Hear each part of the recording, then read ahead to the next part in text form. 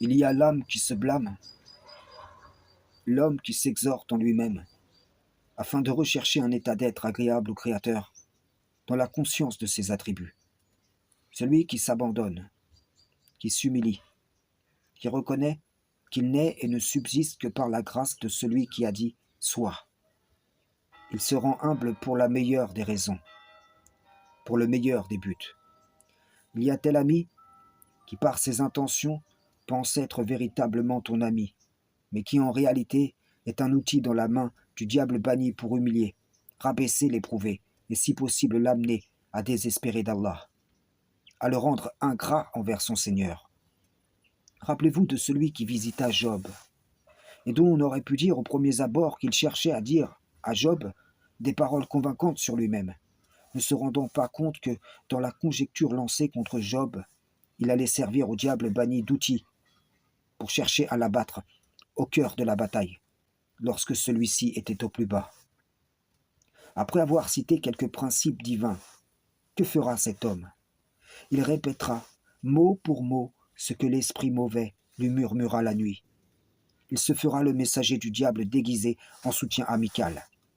Comprenez-vous? Il a pensé partir en ami, mais l'inception des suggestions du diable l'ont révélé ennemi.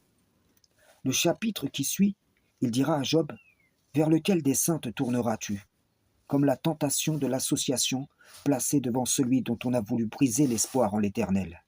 En plus d'avoir révélé cette manière de procéder des diables, en ce que Job a enduré, le vivant envoie à travers Job un message puissant aux générations. Tant que le souffle de vie vous anime, restez fidèles et ne désespérez pas de ma miséricorde. Oui, comme Job, le diable cherchera à vous infliger détresse et souffrance, mais si vous êtes endurant et pieux, il ne vous détournera pas de ma récompense. Après la victoire de Job, a surabondé la grâce, comme ce sera le cas pour ceux qui vaincront en cette vie. À présent, réfléchissez en vous-même, si vos amis sont vraiment vos amis, ou si vous êtes, vous, véritablement l'ami que vous pensez être.